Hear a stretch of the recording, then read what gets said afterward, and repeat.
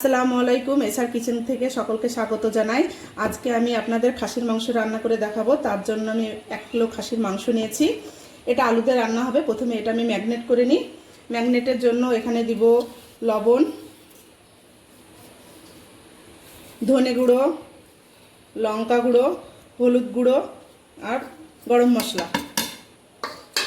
আর এতে অল্প সামান্য একটু বাটা দেবো আদা রসুন, আর দিব কিছু পেঁয়াজ, আর অল্প একটু সরিষার তেল দেব, আর টক দইটা ফেটিয়ে নিয়েছি ভালো করে। এবার এটা ঢেলে দেব। সমস্তটা হাত দিয়ে ভালো করে মেখে নেব। এটা ভালো করে মাখতে হবে। এটা ভালো করে মেখে 10 মিনিট ফ্রিজে রাখবো।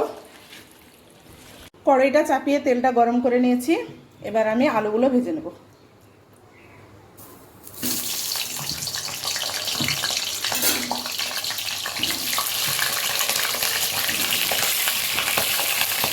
একটু হলুদ দিয়ে দেবো, তাহলে ছিটকাবে না।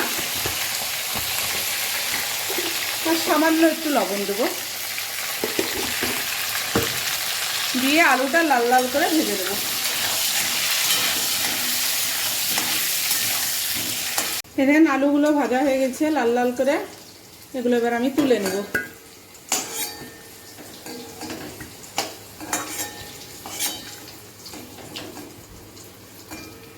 সব আলুগুলো তুলে নিলাম। এই তেলে আমি আবার তেল দিয়ে দেবো।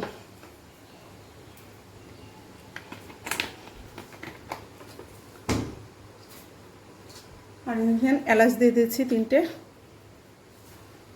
তেজপাতা দিয়ে দেবো,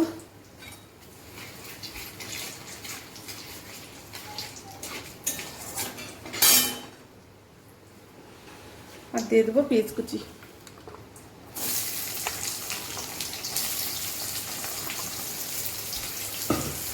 পেঁয়াজটা লাল করে ভেজে নেব। পেঁয়াজটা আমার ভাজা হয়ে গেছে।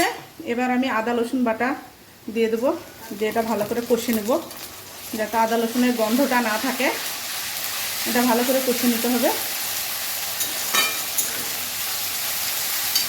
আর অল্প অল্প লবণ হলুদ দিয়ে দেবো, যেহেতু ম্যাগনেট করা মাংসটা দেওয়া আছে, অল্প অল্প দিব।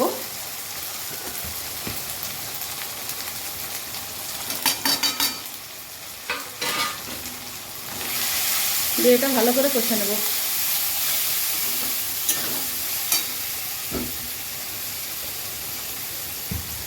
হলুদ দেবো একটু,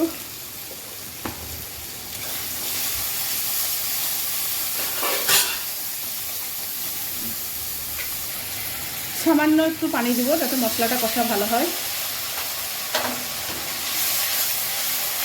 এইভাবে মশলাটা কষবো। এখানে আমার মশলা থেকে তেল ছেড়ে দিয়েছে। এবার আমি ম্যাগনেট করা মাংসটা ঢেলে দেবো।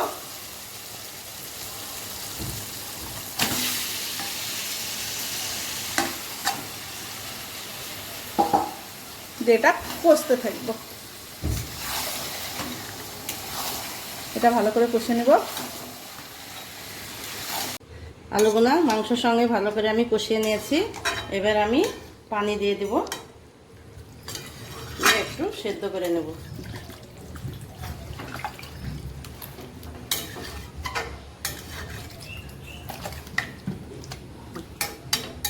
ওখানে মিনিট 10-15 সেদ্ধ করে নেব। আমি ঢাকা দিয়ে দিলাম।